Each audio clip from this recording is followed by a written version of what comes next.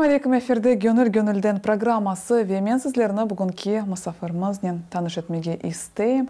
Bu alim, araştırmacı, doktor Zeynep Beyza Bulut. Assalamu alaikum Zeynep Hanım. Zeynep Hanım, siz özünüzü nasıl tanıtırdınız? Siz nasıl bir insansınız? İnsanın kendini anlatması zor olsa gerek. Esasında çok süslü cümlelere gerek duymazsak eğer, iyi insan olmaya çalışan birisiyim sadece. Onun dışında eğitimlerimle ya da yapmak istediğim şeylerle kendimi tanıtmak istersem eğer, bu zamana kadar hep bir ilim aşığı oldum. İlimi her zaman çok sevdim ve peşinden gitmek istedim. Hep kovaladım, hep öğrenci olmak istedim, talebeliğe her zaman aşıktım. O yüzden yani öncelikle hani beni yaratanı Allah'ı önce öğretmenim gibi gördüm. Onun verdiği her şeyi öğrenmeye çalıştım. Ondan sonrasında karşıma çıkan her türlü muallimi, öğretmeni hep takip etmeye çalıştım. Öyle bir kere kendimi en başta öğrenci, talebe olarak tarif etmek isterim. Talebeliğim süresince işte bir doktora yapma en son artık o fırsatı buldum. Onun dışında işte öğrendiklerimle çocuklarıma anne olmaya çalışan birisiyim. Topluma faydalı olmak isteyen sıradan birisiyim aslında. Sadece kendimi dediğim gibi tanıtmak istediğim vasfım iyiliksever ve iyiliğin peşinde koşan bir insan olması yeterli benim için. Ne güzel. Bizim seyircilerimizle sizinle tanışmak için biraz şimdi böyle sorular olacak ki yani siz din eğitimini yani din tahsilini sayıladınız. Niçin bana dinge öğrenmeye özünüzge maksat koydunuz? Şimdi öncelikle aslında Türkiye'deki eğitim yapısı göz önünde bulundurulduğu zaman çok fazla seçim şansınız olmadan bazı zamanlarda bir yere gelmeniz gerekebiliyor. Benim okuduğum dönemde de çok iyi puanlar alan öğrenciler kendi istediği bölümü seçemeyebiliyordu. Ben de o dönemden geçtim. Ama dediğim gibi yine akıl hocalığı yapan bana hocalarım, çok kıymet verdiğim insanlar bana bu bölümü okumamı tavsiye ettiler. Öncelikle girdiğimde biraz tıpla bu bölüm arasındaydım. Çünkü tıp okuma düşüncem de vardı. Sonra girdikten sonra şunu fark ettim. Her insan aslında özellikle de inançlıyım ya da dindarım diyen her insan alanının kendi meşgul olduğu alanının yanında dini bilgi sahibi de olması gerekiyormuş. Aksi takdirde her türlü hayatta karşılaşılan şeye size din kisvesi altında bu dini bir şeydir ya da bu dini bir inançtır, bu inancın gereğidir gibi kandırılabiliyor ya da size yutturulmaya çalışılabiliyor. Bu Müslümanca duruş sergilemeye çalışan, hatta inançlıyım diyen her insanın kendi inandığı dini ya da inançları konusunda mutlak manada geliştirmesi gereken aslında bir yolmuş. Yani aslında eğitim. Hani eğitimin dini boyutu diye düşünebiliriz. Zaten devamında o yüzden de dini eğitimimin yanı sıra sosyoloji eğitimi alma ihtiyacı hissettim. Çünkü dinin aslında toplum içerisinde, bireyler bazında, toplum bazında nasıl kullanıldığını daha iyi keşfetmek, daha iyi anlamak için. Siz doktorsunuz, yani Kırım Tatarlarda bu böyle ilimler namzeti ve siz birçok araştırmalar yaptınız, birçok makaleler yazdınız. Yani bu nasıl makaleler? Şimdi öncelikle zaten doktora sonucuna gelinceye kadar mecburen bazı konularda araştırma yapmak, sürekli makale hazırlamak gerekiyor. Daha çok kendi alanımla ilgili sosyolojiyle ve dil sosyolojisiyle alakalı makaleler yazma durumunda kaldım. Örnek veriyorum, Türkiye'de altın günleri çok meşhurdur. Böyle kadınlar arasında işte kadınlar bir araya gelme bahanesine altın biriktirirler. Şimdi ve onlarla her hafta ya da her ay ne kadar sıklıkla buluşuyorlarsa onu faydalı olması için birlikte oldukları bireylerin her birisine verirler toplu bir şekilde ve o kişi işine yarar şekilde kullanır o parayı. Adına da altın günü denir, yani toplanma merasimin ve onların mesela sosyolojik olarak içeriğinin tam olarak ne olabileceğini ya da orada neler konuşulduğunu mesela araştırma ya da bakma, öğrenme isteği bende inkişaf etti ve o süreçte mesela o konuyla ilgili bir makale hazırladım. Sonra bedenle alakalı, yani gerek kadın bedeni olsun gerekse insanların genel olarak bedenlerini kullanma biçimi toplumda toplumda. İşte küpeyle, piercingle ya da vücuduna işte dövmeyle, vücudunu değişik şekillerde kullanma ve bunu toplum önünde kendini bedeni üzerinde yaptığı değişiklikler üzerinden tanıtma ihtiyacını nasıl gösterebilirim ya da nasıl araştırabilirimin öncelikle oradan çıkan bir şeyle merak duygusuyla mesela beden sosyolojisi üzerine bir şeyler yazma. Mesela içinde insanlar bunu kullanıyorlar yani. Niçin piercing gibi evet, şeyler? neden mesela? Neden? İşte o bazen moda olabiliyor. Bazen kişinin kendini farklı bir şekilde topluma göstermesi, lanse etmesi istekleri olabiliyor. Ya da tamamen ben farklıyım demenin bir yolu olabiliyor. Ya da bazen beden üzerinden yapılan işte acılar ya da işte onların beden kullanılarak gösterilen yansımaları aslında tamamen bir toplumu kendini gösterme biçimi olarak bile yani belirlenebiliyor. Ben de o yüzden bunların sosyolojik anlamda bir beden nasıl kullanılıyor gibi bir meraktan yola çıkarak mesela bu konuda bir makale hazırlama ihtiyacı hissettim. Öyle yani daha çok aslında yaşadığım olaylar ve karşılaştığım manzaralar beni biraz daha ne konuda araştırmam gerekiyor'ya götürdü. Mesela son dönemde hali hazırda hani 2 çocuğum olduğu için de mesela bir çocuk kitabı yazma ihtiyacı hissettim. Bu bir makale olarak değil ama hani ek bir çalışma olarak dedim ki hani evet şu an piyasada bir sürü çocuk kitapları var ama benim hepsinden bir parça beğenip yeni bir kitap oluşturma isteğim yine bu araştırmacı ruhumdan biraz daha hani dediğim gibi böyle merak duygumdan ortaya çıkıyor ve bundan sonra da inşallah yine aynı şekilde yapmayı düşünüyorum. Araştırmalarımı devam ettirmeyi. Aslında güzel. Çok güzel. Ya bana din bilgileri sizin hayatınızga, sizge nasıl tesir etti? Sizge hayatını kurmağa nasıl yardım etti? Şimdi şöyle oldu daha çok. Aslında ilk dini bilgi öğrendiğim zaman hani geleneksel kabullerimin aslında ezberi gibiydi. Önce onların devamı gibi hep öğrendim dini bilgiyi. Devamında böyle daha akademik sahaya artık geçince ve yepyeni ufuk açıcı hocalarımla işte daha çok kitaplar okuyarak işte yurt dışına çıkıp Avrupa'yı gördükten sonra falan benim için gerçekten çok büyük bir dönüm noktaları oldu. Yani aslında eskiden ezberlediğim bir sürü şeyi unutmam gerektiğini fark ettim ya da o ezberlerimi bozmam gerektiğini fark ettim. Çünkü bir zaman sonra gelişmenin, kalkınmanın ve benim zihni argümanlarımın daha da iyi bir seviyeye gelebilmesi için din diye bana anlatılan şeylerin aslında ne kadarının din olup olmadığını tam anlamıyla çözmem tabii biraz zaman aldı. Ve o süreçte kah geldi hani ailemle, kah bazen profesör hocalarımla tartıştığım ya da kendi duygularımı, düşüncelerimi onlara anlatmak için bir mücadele sürecim oldu. Ve o zamanda şunu fark ettim ki dini gerçek anlamda öğrenmek için asıl kaynaklara gitmek gerekiyor.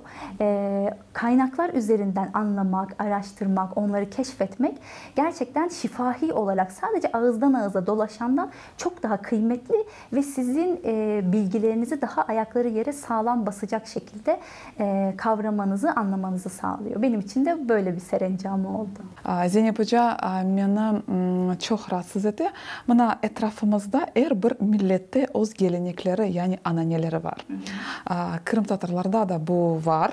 Ama şimdi yanı akımlar, yani yanı bakışlar onu kabul etmiyorlar. Mesela bizde var dua merasimleri, 3 günlük var, 7 günlük var ve farklı ananelerimiz var. Aslında anne bizde de kullanılan bir kelime, gelenek aynı şekilde doğru.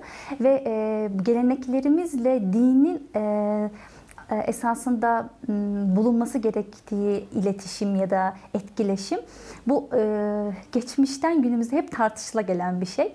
Aslında bunun tartışılmaması tam tersi hayata doğru şekilde aktarılması gerektiğini en çok şuradan anlamıştım. İlk ben geleneğin kelime anlamını incelediğimde ayırdığımızda gelen hani geçmişten günümüze gelen aslında anlamı taşıyor. Ek de ona eklenen bir şey. Yani biz geçmişten günümüze gelen herhangi bir şeyi yani gelenek olarak olduğu gibi algılarsak burada hataya düşebiliyoruz.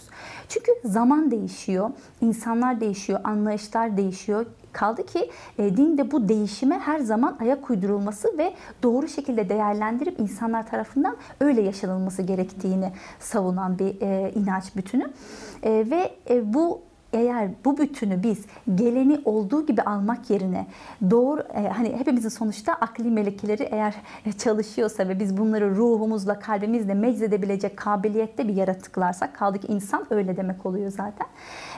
Bu takdirde biz geleni bize öylece almak yerine ona doğru eklemeler yaparak hayatımıza adapte etmek en doğrusu olacaktır. Aksi takdirde atalarımızın yaptığı yanlışları da aynı şekilde tekrarlamak durumunda kalıyoruz. Ya da dini anlama biçimlerini de yanlışsa yanlış şekilde uygulamak durumunda kalıyoruz. Yanlış geldiyse bize. Ama günümüz akli argümanlarını, felsefi düşünce biçimlerini ya da ilmi birikimi aynı birikimli bir şekilde ilerleterek, biz de üzerine bir şey ekleyerek geleneğimizi zenginleştirdiğimiz zaman işte gerçek gelenek orada aslında vücut bulmuş oluyor. O yüzden geleneğin böyle anlaşılması ve belki de böyle uygulanması gerektiğini daha doğru buluyorum. Aslında ben geleneklerini, yani ananelerini pek seviyorum. Yani bizim halkımızda çok güzel, çok öyle faydalı bir ananeler var. Ama bazı insanlar derler ki yok öyle olmaz, derler ki böyle bu yasak değiller, dinimizge göre olmaz değiller. Ama dua geçirmesi, bu da çok fayda. Yani senin akrabaların gelirler, yani senin soysupların gelirler, sana destek gösterirler. Bu da güzel bir ananedir. Ve mühim meselelerinden biri, bana son zamanlarda Kenya'da Kırımlılar arasında öyle şeyler var ki beni çok rahatsız etti. Bizim bayrağımızı bazı dini hareketler tanımalar. Yani böyle aytalar ki var siyah ve beyaz bayrak. Yani kara ve beyaz bayrak. Bu en mühimi, bu en önemlisi. Yani sizin fikriniz nasıl olur? Şimdi burada bir parça aslında hani vatan sevgisine ya da vatanla alakalı argümanları ne derece benimsenmesine de giriş yapmış oluyoruz aslında. Şimdi şöyle, yani geleneklerimiz olsun, kültürel argümanlarımız olsun, işte bayrağımız ya da o vatani ögeler, biz bunları insanlığa, dünya barışına, gerçek anlamda insanlarla olan etkileşimimize olumlu manada yansımasında bulunduğu sürece onlar bizim doğru donelerimiz, yani gerçekten doğru argümanlarımız halini almış oluyor aslında. Ya şu şekilde kaldı ki hani vatan sevgisinin imandan olduğuna dair de yine bize gelen bilgiler var. Bunların aslında tamamı dediğim gibi doğru değerlendirilmesi gerekiyor. Şimdi öncelikle bu modern zamanın getirdiği, şimdi sosyolojik olarak baktığımız zaman modern zamanın getirdiği mesela Fransız ihtilaliyle gelen bir ulus devlet anlayışı var. Şimdi o ulus devlet toplumları biraz daha ulusalcı, milliyetçi olma fikri aşıladı. Şimdi tamamen işe o açıdan bakmayıp, eğer bunlar bizi bir arada tutan argümanlar, kültürümüzün ögeleri yahut işte geleneksel faaliyetlerimiz gibi bakıldığı zaman, onların dediğim gibi aynı şekilde insanlığa ve toplumsal barışa hizmet edenleri alındığı sürece bunda hiçbir beis olduğunu ben de kesinlikle düşünmüyorum. Tam tersi, gelenekler dünyayı da zenginleştiren şeyler. Çünkü farklı birçok insan, her birinin farklı yeni ürettiği, kendisinden, toplumundan getirdiği yepyeni zenginlik ve düşünebiliyor musunuz? Bunların dünya içerisinde bir araya gelmesi aslında başlı başına insana verilen değer, önem ve birçok toplumun zenginlik göstergesidir. Bunda hiçbir şekilde olumsuz bir durum yok. Ama bazı geleneksel çizgimizde ya da bazı ögeler bizi tamamen körü körüne bir bağlanmaya ya da işte dini yanlış anlamaya götürdüğü için reddedilme yoluna gidilebiliyor. Ya da işte bazı fikir insanları bunları diyorlar ki, arkadaşlar bunu gelenekten gelen şeyi ne olur din diye kabul etmeyin. Çünkü dini şey başka bir şey, argüman, geleneğin getirdiği başka bir şey. İşte bunun aslında şöyle görüşmelere ya da konuşmaya açık, iletişime açık bir platformda bunların sürekli işte sempozyumlarla, konferanslarla sürekli fikir teatisi içerisinde bulunup anlatılması gerekiyor. Aksi takdirde hiçbir inanç mensubu inancına hizmet edebileceği geleneği geliştiremez. O yüzden ben de o fikirdeyim açıkçası. Eğer bir geleneğin bize yahut dinimize zarar verdiğini düşünüyorsak bunu tartışılacak bir zeminde konuşup tekrardan belki yeni boyutlarıyla konuşmayı ele almayı gerektirmiyor. Yani bunu önünü açmamız gerekiyor. Diğer türlü sürekli yozlaşmaya doğru gideriz ya da körü körüne benimsemeye. Ki böyle bir benimseme ne bizim bireysel olarak bizim faydamıza ne de yaşadığımız toplumların faydasına olur. Çünkü toplumda hele de yani kozmopolit toplumlarda birçok farklı düşünceden, inançtan, ırktan insan bir arada yaşamaya çalışıyor. İnsanlar böyle bir çabada, böyle bir gayret içerisinde bulunurken biz de kah gelenek diye ya da kah din olmadığı halde din adı altında bunları sürekli insanlara zorbalık şeklinde eğer yaşatmaya çalışırsak, yani bunu bazen ailemizde bile yapabiliyoruz küçük bir çerçeve olarak, bazen büyük devletler şeklinde de yapabiliyoruz. Yani o yüzden böyle yapmak yerine hani onları doğru anlayıp insanlığa hizmet edebileceği bir şekilde getirmeyi her zaman hem dini hem geleneksel açıdan çok daha doğru buluyorum. Ya milli bayrak bu önemli mi? Mühim mi? Her bir milletin öz bayrağı var. Ama bazı bu dini hareketleri aytalar ki beyaz ve siyah bayrak olmak gerek. Yani bayrağın önemlisi, mühimliği. Şöyle aslında yine bu konuda belki biraz ezber bozmak gibi olacak. Aslında Peygamberimiz veda hutbesinde mesela diyor ki ırkların ya da işte farklı yani sizin bizzat seçemediğiniz hiçbir şeyden siz sorumlu değilsiniz. Biz ne ırkından doğduğumuzu ya da hangi coğrafyada doğduğumuzu seçebiliyor muyuz? Seçemiyoruz. Bu sebeple biz o doğduğumuz ırktan dolayı hiçbir şekilde suçlanamaz ya da yaftalanamaz yahut baskılanamayız.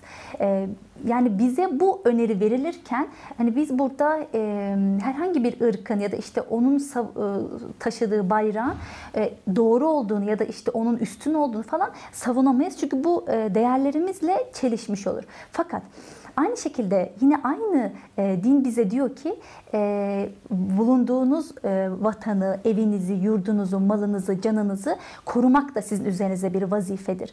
Bunun korunması zorbalık ya da olumsuz bir şekilde sahip çıkmak anlamında değil. Bu tamamıyla aslında bize tavsiye edilen şu durum: insanlarla kalp kırmadan, insanlığı önemseyerek, önce yaratılmışlığınızın yaradanını unutmadan bir hayat benimsemek söz konusu olduktan sonra istediğiniz kadar işte bayrağınızı savunun, toprağınızı koruyun, yaşadığınız coğrafyayı önemseyin. Esasında bunların hiçbir şekilde önüne geçilmiyor zaten ya da yasaklanmıyor böyle şeyler. Bilakis bunlar bizleri ve birçok insanı bir araya getiren sebepler olarak görülmesi gerektiği söyleniyor. Kaldı ki fetihlerde de mesela dikkatinizi çektiyse insanlar kalpleri fethederek gittiği yerlerde her zaman daimi bir dostluk, arkadaşlık, muhabbet kuruyorlar. Ama kılıçla, savaşla, zorbalıkla gidilen hiçbir yerde devamen kalınamıyor. Bu sebeple aslında artık insanları bile toplumlarda okuduğumuz kadarıyla böyle sosyolojik zemin insanlar artık toplumları işte şu millet, bu ırk, şu diye değil de iyiler ve kötüler olarak ayırmaya başlıyor. Bu sebeple yani hangi toplumda, Amerikan toplumu olsun, Avrupa toplumunda olsun, işte Türk toplumunda olsun, Kırım toplumunda olsun, hangi toplumda olursa olsun artık bizim de belki eğilmemiz gereken, dikkat etmemiz gereken temel çerçeve biz iyi bir insan olabiliyor muyuz? İşte açlığa karşı, acı çeken insanlara karşı, dünyadaki tüm olumsuzluklara karşı ne yapabiliyoruz? Ya da işte milletçe, bireyce, ailece. O yüzden bunlara daha çok eğildiğimizde inanın o meseleler işte dil meselesi, din meselesi, bayrak meselesi bunlar çok daha sonraki aşamada kalıyor. Çok dünyada büyük bir insani mesele olduğunu fark ediyoruz. Ya dinimizde yurtseverlik, milletseverlik, yani toprağını korçalamasına. Niçin sorayım? Bazıları aytalar ki fark etmez, hayır demin yaşayayım. Müslümanım yeter. Yine bu da aynı şekilde aslında diğer verdiğim konunun cevabıyla bağlantılı oluyor.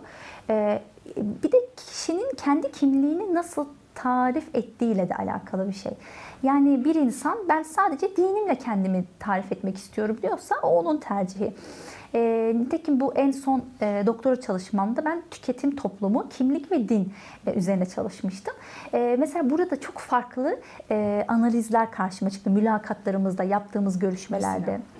Mesela evet, örneğin geçmiş dönemdeki nesillerimizde ya da bizden bir önceki kuşak, işte anne babalarımız ya da işte 40-80 yaş arası yaş ortalamasındaki büyüklerimizin daha çok böyle kendini dindar olarak tanımlamada, dediğiniz gibi mesela, ya da kendi kimliğini ortaya koymada Müslümanım diye bunu kullanmadığını ya da bunu sadece bunun bile yeterli olduğunu, hatta dini yeterliliği konusunda çok daha iddialı olduğunu mesela fark ettik. Ama daha sonraki nesle baktığımız zaman, genç nesle, o kuşakta, bizim kuşağımızda ve benden sonraki gelen hani kuşaklarda da daha bir aslında tevazu, yani tevazu sonucu biraz daha, yani Müslüman olmaya çalışıyorum ya da işte inancımı şunu yapmaya çalışıyorum, tam olamasam da gibi kavramlarla daha çok kendini, dindarlığını yahut kimliğini tarif etmeye çalışıyor. Şimdi bu sonuca ulaşmak bana biraz daha açıkçası ümit var geldi.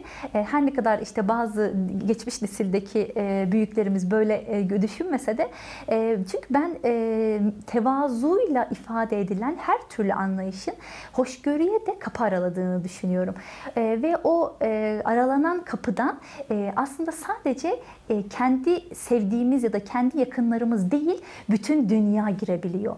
Ve artık gönüllerimizi sadece kendi dini inançlarımızın getirdiği yahut kendi geleneklerimizin, kendi kültürümüzün, kendi ırkımızın getirdiklerine değil, daha dünyadaki tüm iyiliği ya da tüm güzelliği açabilecek bir kapı haline getirmenin gerektiğini ve bana da bu konuda ümit vaat ettiğini düşünüyorum, böyle bir gençliğin. Böyle bir sonuç yani yakalamıştık bu çalışmada. Dediğim gibi böyle çalışmalar da bana şunu gösteriyor ki, işte vatanperverlik yahut işte bayrağa, dine hani tutunmak, kesinlikle bunlar insan için çok güzel, kimliğini oluşturma, aidiyet duygusunu doğru oturtma, konumlandırma noktasında çok güzel duygular. Yanına bir anekdot, yani bir dipnot koymamız gerekiyor. Ne zaman bunlar hep böyle devam eder?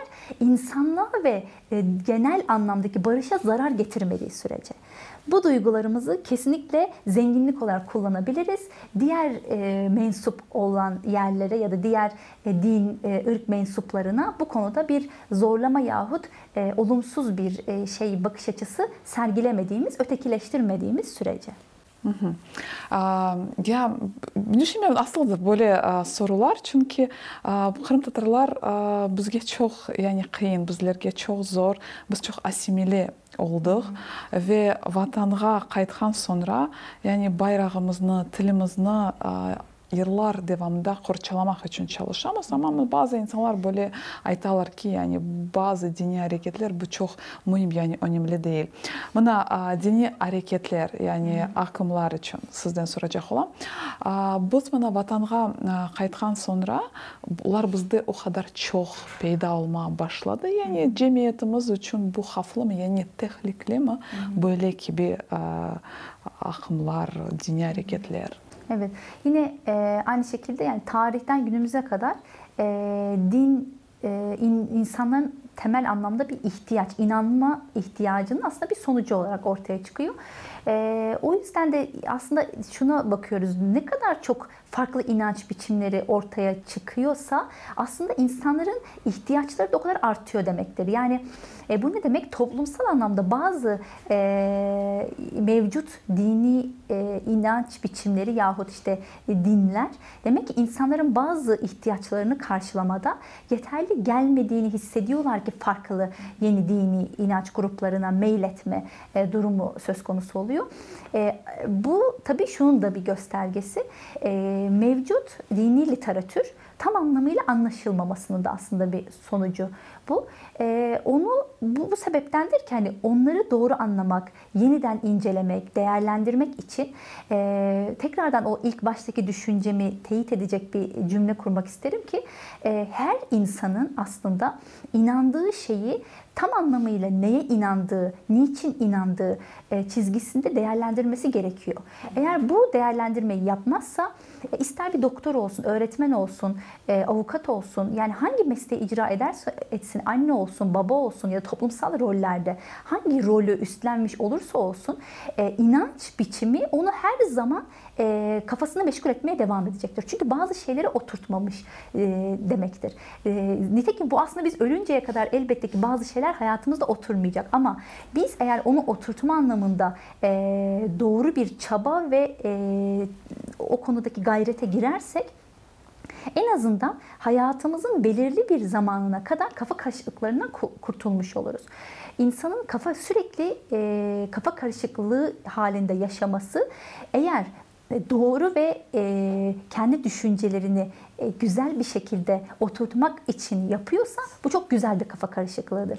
Ama eğer hiçbir şey araştırmadan, öğrenme ihtiyacı hissetmeden yahut kendi kimliğine, kişiliğine hani o ihtiyaçlarını tamamlama anlamında yenilikler getirme amacı gütmeden bir kafa karışıklığıysa tabii ki bu sadece safsatadan ibaret kalmaktadır. O yüzden bu söylediğiniz dini hareketlerin de aslında doğru incelenmesini, ardında ne olduğunu, neden bunlar olduğunu hem sosyologlar hem psikologlar hem de işte bu konudaki toplumsal anlamda rehberlik alanında araştırma yapacak insanların bu konuları çok iyi incelemesi ve bu konuda yeni çözümler getirilmesi gerekmekte. Çünkü insanlar her daim eğer inanma ihtiyacına sahip olacak ve bunun gereği olarak da bir şeylere tutunma, aidiyet hissedecekse biz ne kadar bu konuda bireysel ve toplumsal olarak çözüm bulursak ne kadar çabuk o kadar yeni fikirlerle doğru şekilde değerlendirmeye ve insani kalkınmaya o kadar çabuk hizmet etmiş oluruz.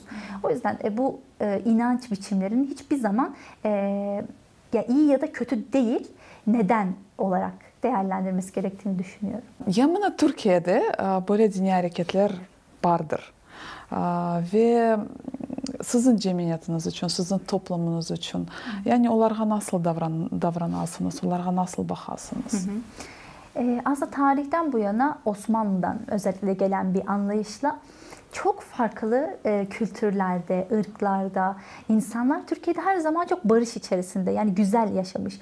Elbette ki bazı yanlış siyasi tercihler sonucunda birçok insanın mağdur olduğu dönemlerde olmuş. Fakat halkın geneline baktığınız zaman Türk halkı farklı anlayışları benimseme konusunda çok maharetli, misafirperver, hoşgörülü, anlayışlı. O yüzden o konuda bireysel olarak da alacağımız kesinlikle çok doğru ve önemli örnekler olduğuna inanıyorum. Ve birçok aslında artık toplum şu anda hani bu küresel çağda birçok ırkı, toplum, yeni farklı toplumsal ögeleri yahut kültürleri içerisinde barındırıyor. Artık birçok ülke kozmopolit olma yolunda aslında. O açıdan baktığım zaman Türkiye'yi de aynı şekilde eğer biz geleneklerimizi yahut işte dini ögelerimizi bizim bünyemizde yaşayan insanlar üzerinde bir baskı kurmak yerine onların zenginlikleriyle zenginleşen doneler olarak görmeye başladığımız ya da öyle devam ettiğimiz sürece aslında hiçbir problem yok ve öyle yaşamaya çalışan bölgelerimizde de hala çok güzel arkadaşlıklar, dostluklar devam ediyor. Fakat onun dışında dediğim gibi ayrıştırma kullanıldığı zaman da her zaman yine olumsuz sonuçlar görülebiliyor. Bu olumsuzu da olumluya çevirebilmek için bu sebeple de hep doğru söylemlerin ve gerekli olan insanlığa ya da işte toplumsal barışa gerekli olan tüm düşüncelerin de doğru ifade edilmesi gerektiğine inananlardan. Ya umumen alsak bugünkü günde Türkiye'de din nasıl inkişaf etti? Yani devlet politikası, yani siyaset dinimizge nasıl tesir etti? Ya esasında çok fazla siyaset sosyolojisi alanında uzman değilim. O yüzden hani siyasi alanda belki konuşma liyakatim çok fazla yok. Ama şöyle bir durum var. Ne zaman ki Türk toplumunda herhangi bir sınıf yahut bir grup eğitim almaktan tamamen uzak tutulduğu zaman o grup eğitimsiz, cahil kalan grup mutlaka dönüp dolaşıyor.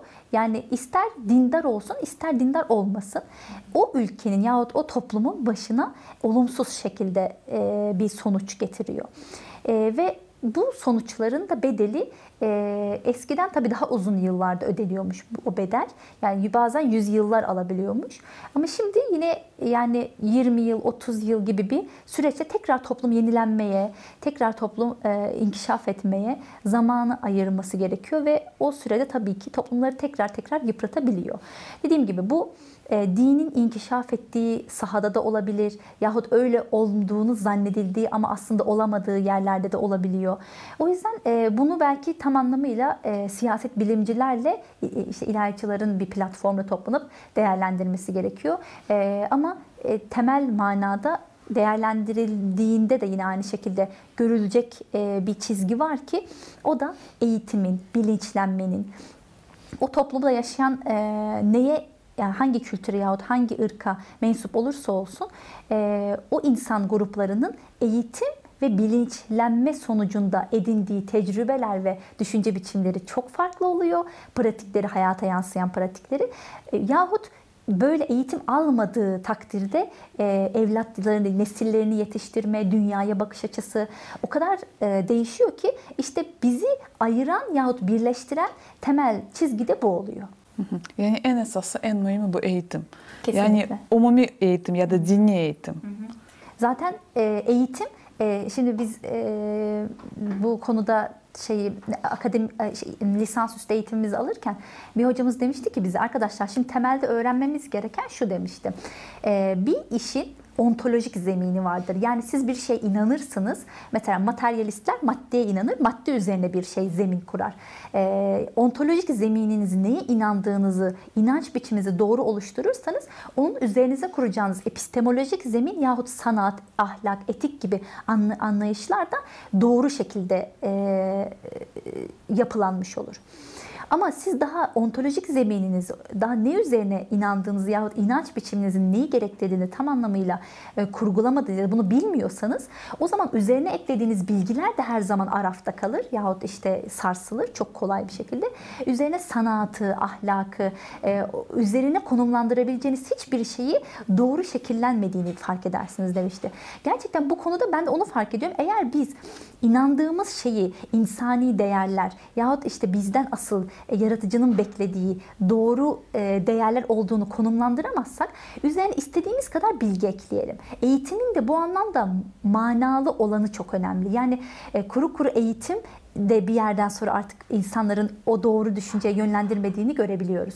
O yüzden o bilgiyi de, epistemolojik zemini de eğer biz doğru oturtabilirsek inancımızla aynı şekilde doğru orantılı olarak üzerine eklediğimiz sanatsal aktivitelerimizde, dinlediğimiz müzikte, yaptığımız dansta hepsi bizim aslında ruhumuzu okşamaya başlıyor. Gerçekten insanlığa hizmet etmeye başlıyor.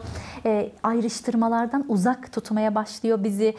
Bir bütün olmaya, dünyayı bir evimiz olarak, tüm dünyayı bir evimiz olarak görmemizi ve o evin birer şubeleri gibi tüm ülkeleri, insanları böyle değerlendirmemizi, birinin ürettiği müziği kendi ruhumuzda da çok rahat hissedebildiğimizi görmemizi sağlıyor. O yüzden temelde aslında belki de yaklaşılması gereken nokta böyle olması gerekiyor. Özgürlükler de hani aynı şekilde, mesela özgürlüğün de yine bir kelime anlamına baktığımız zaman özünü, bizde özümüzde olan şeyi gürleştirmek, yani çoğaltmaktan geldiğini fark ederiz. O anlamda bence bu da çok manalı, anlamlı bir şey, bir ifade. Yani ben özümde olan şeyi gürleştirmediğim, çoğaltmadığım, zenginleştirmediğim sürece ben özgürlükten bahsedemem. Yani özgürlük her istediğimi yapmak anlamına gelmediğini de o zaman anlıyoruz. Aslında özgürlük özümden, benden kaynaklanan şeyleri gürleştiremediğim, çoğaltamadığım zaman yaşayamadığım anlamına gelen şey. O yüzden gerçek bir özgürlüğü yaşamak istiyorsak önce o özgür alanı hem kendimize hem de çevremize verebilmemiz, inşa edebilmemiz gerekiyor. İşte eğitim hakkı da bunlardan aslında sadece bir tanesi. Nefes alma hakkı, eğitim hakkı, yaşama hakkı, sağlık hakkı. Tüm bunlar her insanın, dünyada yaşayan her insanın hak ettiği şeyler. Gerçekten de güzel böyle fikirlerden men de razım ve bilesiz benim için daha bir öyle mühim mevzularından biri bu vatanseverlik mevzusu. Çünkü bilesiz bizlerge Kırım Tatarlarga bu vatan çok bizler için vatan bu çok kıymetli, yani çok zorluklar çektik vatana kaytmak için ve Türkiye'ye gelgende beni daima hayran etti, yani hayretте kaldıra. Mına Türklerde olğan vatanğa sadıqlığı, vatanğa sevgi. Bu ailede mi aşılana mı ya da nasıl, ya da bu okullardan, mekteplerde böyle terbiye verili? Evet, kesinlikle Türkiye'de kitaplarda, işte birçok yapılan ilmi çalışmalarda yahut anne babadan, işte en başta tabii ki aileden gelen anlayışta vatanımıza, bayrağımıza, insanımıza yahut işte aslında onlara verilen değerin yine aynı şekilde insana verilen değer olduğu anlayışı her zaman aşılanıyor ve veriliyor gerçekten de. Yani her yerde. Her zaman, evet, her zaman, her yerde. Hatta bazı arkadaşlarımdan duymuştum. Normalde demişti ki ırk olarak Türk değilim, Türkiye'de yaşayan arkadaşlarımdan. Ama o kadar çok işte Türk'üm, Türkler çalışkandır, Türkler doğrudur diye o kadar çok hani böyle şeyleri bize hani anlatılıyor. Ve bu güzel bir şekilde, güzel bir çizgide bize sunuluyor ki artık ben de öyle söylemeyi ya da öyle davranmayı hiç kendime eğreti geldiğini fark etmedim ve öyle de devam ediyorum. Yani aslında bunun olumsuz bir yanını görmedim diyor. Dediğim gibi yine bunu söyleyen insan vatanseverliği, işte vatani argümanları yahut bu sevginin hiç olumsuz tarafıyla karşılaşmamış. Gerçekten güzel taraflarıyla yaşamış bir insan. Esasında böyle zaten değerlendirdiğimiz zaman da vatan sevgisi de, millet sevgisi de, bayrak sevgisi de, bunların hepsi insana çok güzel sonuçlar getirebilecek zaten argümanlar hepsi. Yani bizlerge Kırım Tatarlarga yani her yerde bunu aşılamak gerek. Bu da terbiye olmak gerek. Evet. Kesinlikle, yani zaten bunun yasaklandığı bir argüman da yok. Önemli olan onun diğer insanlara zarar vermemesi. Öyle olmadığı sürece tam tersi kültüre ve geleneksel argümanlara sahip çıkmak aslında bizim özümüzü ve kendi değerlerimizi zenginleştiren bir şey. Ve az önce de bahsettiğim gibi eğer biz özümüzü zenginleştirip gürleştirmezsek gerçekten özgür olamayız. Eğer biz sürekli başka şeyleri, başka argümanları, başka milletleri, başka kültürleri taklit etmeye başlarsak işte o zaman asimile olmaya, yozlaşmaya ve özgürlüğümüzden fedakarlık etmeye başlıyoruz aslında.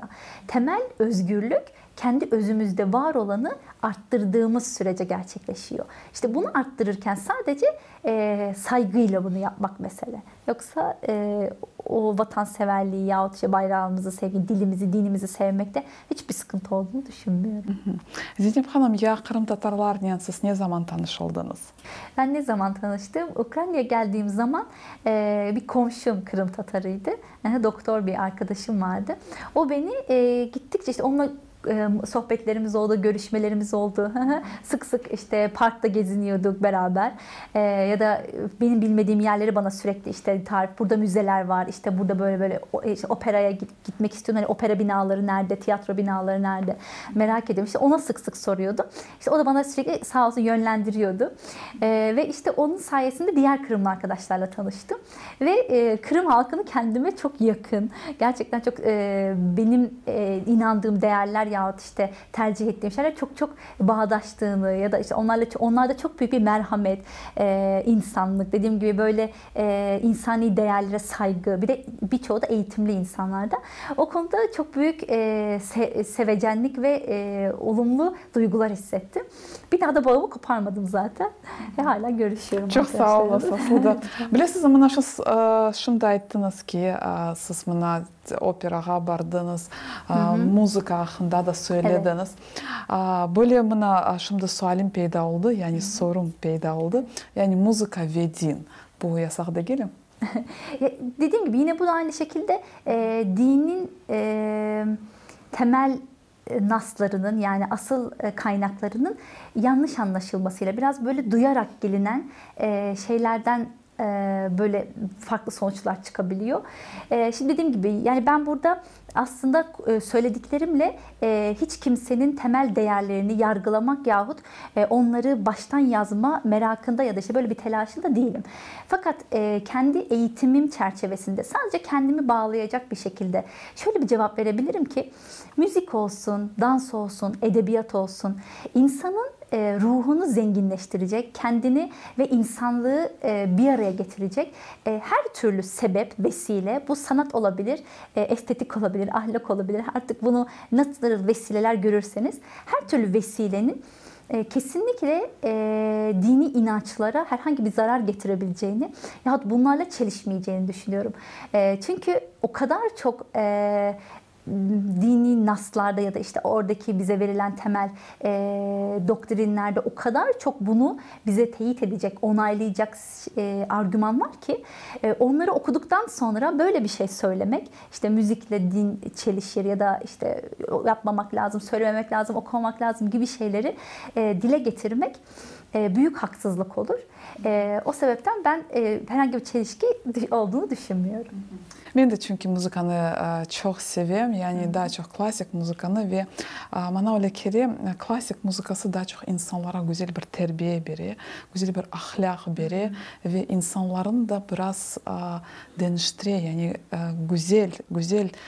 güzel taraflarına dönüştürüyor. Evet. Çünkü klasik müzikasını çalmak bu ruhi bir şey, bu da ahlaklı, bu da ahlaka da tesir ediyor. Ben bilesem sizin fikirlerinizle razıyım. Yani bu sözümüzü güzelleştirmek gerekmez. Siz Ukrayna'da yaşaysınız. Yani Ukrayna hakkında ne aytarsınız? Nasıl teşebbüsleriniz? Ukrayna'ya geldiğim ilk zamanlar benim için farklı bir coğrafyaydı. Ben çünkü hiç daha önce Balkan coğrafyası da bu tarafları yani Avrupa'da bulunmuştum ya da bazı Arap ülkelerine gitmiştim gezi sebebiyle. Ukrayna bana çok sade, yalın, mütevazi bir şehir olarak önce geldi. Biraz tabii çekincelerim de vardı. Sonra insanlarını tanıdıkça, farklı insanlarla kaynaştıkça, sonra özgür bir şekilde yine aynı şekilde gezebildiğimi, birçok istediğim her türlü faaliyette bulunabildiğimi gördükçe, hele de bir kadın olarak çok daha kendimi özgüvenli ve ülkeye karşı çok daha fazla sever bir halde buldum kendimi. Ve insanların genelde karşılaştığım tüm insanların böyle daha yakın, dediğim gibi işte güler yüzlü, ondan sonra yargılayıcı değil de böyle hoşgörüyle beni karşılayan tutumlarını çok fark ettim. O yüzden de bu ülkeye yaşadığım bu işte 5 yıldır buradayım. Yaşadığım bu süreç boyunca bir artık borcum olduğunu hissediyorum. O yüzden de en çok bu Ukrayna'da tanıştığım arkadaşlarımla, İşte yeni kurduğum arkadaşlıklar vesilesiyle de yeni şeyler de yapmak istiyorum açıkçası. Örneğin deminden beri bahsediyorum, mesela iyilikseverlik, işte dinin iyilik boyutu ya da işte insanlık boyutu, hani bunlara da değiniyoruz ya. Yani aslında temelde bizim sürekli buna böyle hani pratikte de yeni bir projelerle, yeni düşüncelerle falan belki zenginleştirip eşlik etmemiz gerekiyor. İşte en son düşündüğüm şey bu halkın, Ukrayna halkının geçmiş zamanda Holodomor diye bir şey geçirdiğini öğrendim. Ve o beni derinden etkiledi.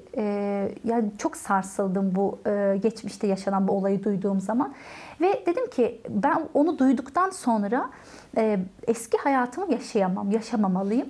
Ve 5 yıldır hiç kendimde bu konuda bir çaba görmediğim bir konuda artık çaba sarf etmeye başladım ki o da şu: etrafımda gördüğüm, çevremde bulunan yahut görmediğim ama gidip ulaşabileceğim aç insanlara artık yemek vermeye başladık.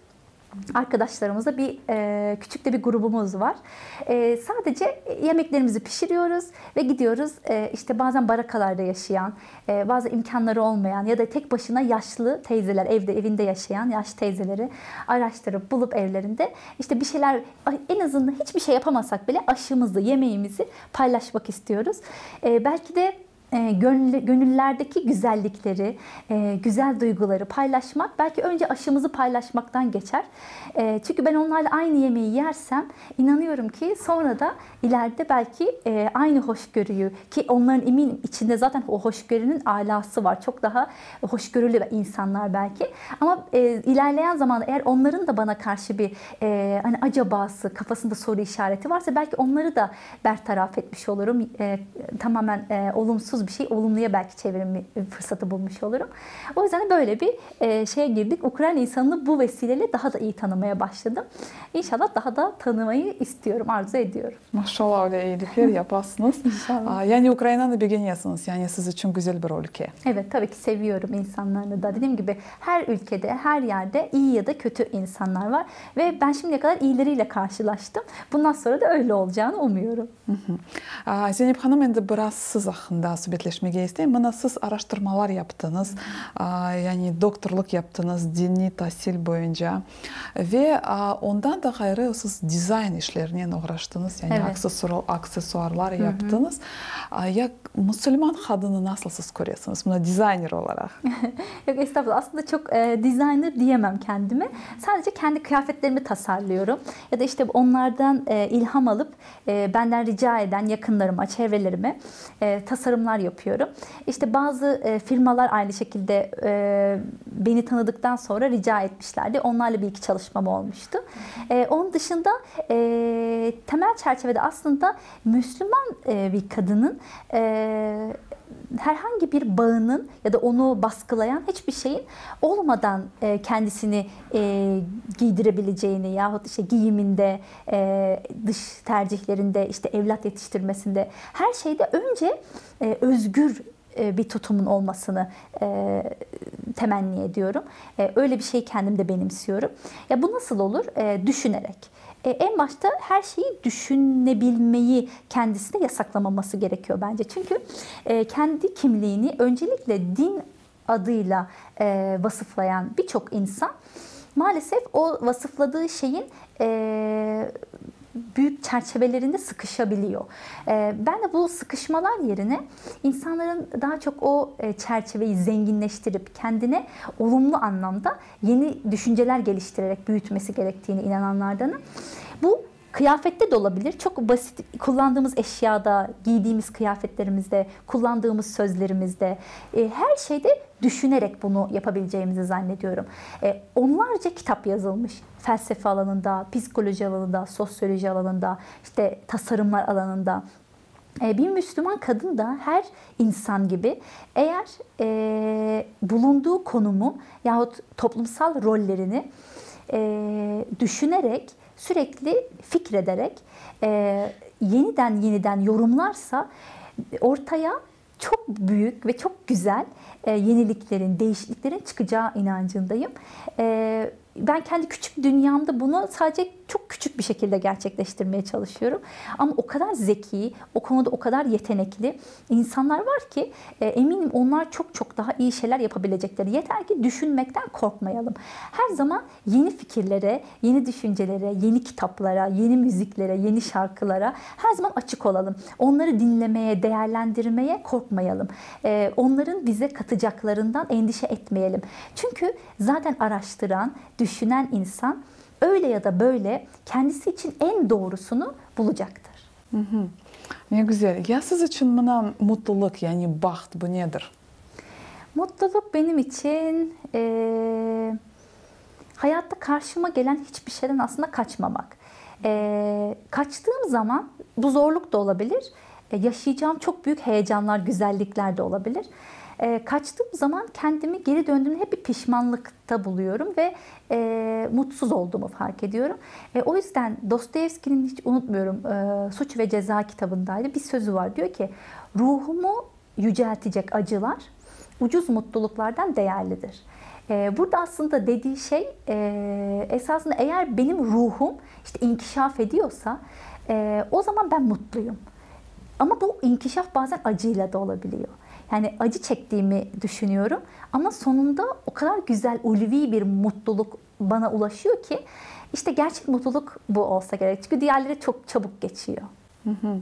Ya sevimli alıntınız var mı? Evet. Bu konuda da güzel aslında duyduğum cümleler, sözler var. Mesela Cengiz Dağcı'nın o da Kırımlı. Güzel. Evet, çok kitaplarını çokça okuduğum bir yazar. Mesela Onlar da İnsandı kitabı benim bu düşüncelerimi destekleyen, besleyen ender kitaplardan birisidir. Onun vatanıyla, yurdunu özlemle ilgili mesela söylediği cümleler her zaman beni çok etkilemiştir. Biz onların yaşadığı çağda yaşamadık. Ama işte önemli olan da belki bu. Sizin hani diğer sorularınızda sıklıkla geçen vatanseverliği de belki onların yaşadığı çizgide anlamak çok önemli. Çünkü vatanını, yurdunu, orada yaşayamamanın getirdiği o uzaklık duygusunu herhalde ondan daha iyi anlatan insan henüz görmedim. Çünkü onun her cümlesine bu yansıyor. Mesela orada da işte kendime çokça örnek aldığım bazı cümleleri var. Sıklıkla diyor ki insanı koymayın vatanından uzak. Lütfen koymayın. Yani o kadar bunu içten, derinden hissederek yapıyor ki bu yani insana bu şekilde bir cümlenin tesir etmemesi imkansız. Onun hemen hemen tüm cümlelerini, ifadelerini dediğim gibi kendime güzel alıntılar olarak aklımın bir köşesinde tutmaya çalışıyorum. Güzel, çok çok sağ olunuz. Ya Türkiye'ni sağınasınız mı ya da özlüyorsunuz mu? Tabii ki zaten sıklıkla gidiyorum. Hele de ilk geldiğim zaman 1,5 ayda bir gidiyordum. Akademik çalışmalarım da oradaydı. Ondan da sebep ama yani bu vatan. Vatan bu vatan. Tabii aynen öyle. O yüzden insan çok hiçbir şey olmasa mesela denizini, yani insanlarını özlemek başka bir şey. Bazen kendi vatanımda yaşanan olumsuz bazı şeyleri bile özlediğimi fark ediyorum. Sırf yani o vatan duygusundan. Çünkü orada doğmak, belki işte insanın doğduğu toprağa aidiyet duygusu yine bunu tetikliyor. Aynı şekilde sadece dediğim gibi insanları değil, denizi, göğü, kokusu, her şeyi böyle uçaktan iner inmez çok büyük bir mutluluk evet peyda olduğunu hissediyorum. Biz de aynı, Harman Kergen'de aynı öyle bir bahtlık, mutluluk biz hissedemiz. Evet. Ve daha bir öyle sualim olacak. Yani siz bilirsiniz ki vatan hakkında biz bugün söhbetleştik. Vatan, ben de aytım, Kırım Tatarlar için bu çok kıymetli. Ve şimdi çok zor durumdamız. Halkımız eziyet çekiyor. Kenya'da küreştemiz ve Kırım Tatar halkına güçlü öyle millet olmak için, zaferini kazanmak için sizde nasıl tavsiyeleriniz olur? Her halkın kendini yetiştirebilmesinin öncelikli sebeplerinden, öncelikli donelerinden birisi her anlamda halkında ya da o halkın yetiştirdiği alim insanları doğru tanıtmaktır. Öncelikle bunun olduğunu düşünüyorum. Dediğim gibi ben Cengiz Dağcı olmasa belki de Kırım halkının neler yaşadığını gerçekten anlayamayacaktım, bilemeyecektim. O yüzden şu anda aslında bir milletin kendi milletini kalkındırmasını ve bayrağını taşımasının en güzel yollarından birisi ilmi ve akademik ya da teknolojik ya bu tüm olumlu çalışmalara kendini yönlendirmesi. O yüzden Kırım halkının da aynı şekilde tüm insanların, gençlerinin kendilerini düşünmekten, fikirlerini doğru yerlerde, doğru şekilde ifade etmesinden hiçbir zaman korkmamasını, çekinmemesini tavsiye ederim. Çünkü dünyadaki tüm yaşayan ırklar, güzel milletler düşüncelerini, özellikle de güzel düşüncelerini doğru ifade edebildiği sürece hep tutunabilmeyi, eğer tarih onları yazdıysa da tüm tarih boyunca doğru anılabilmeyi başarmışlardır.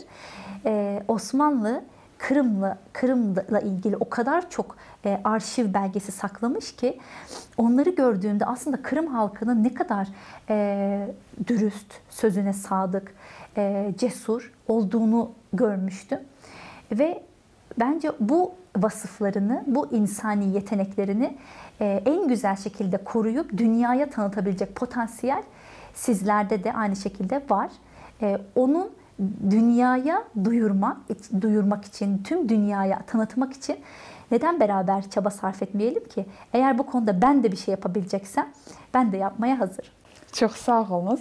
Sağ olunuz bu meraklı söhbet için ve bu sizge can yürekten minnettarmız ve sizge başarılar dileyimiz. Teşekkür ederim. Saygılı teleseyircilerimiz, bu güzel noktada programımızı yekünleyimiz. Hatırlatan programımızın musafiri, halkımızı sevgen ve güzellikке intilgan alim, araştırmacı, doktor Zeynep Beyza Bulut olgan edi. Bizlerni daima seyir etiniz çünkü bizlerden daima meraklı.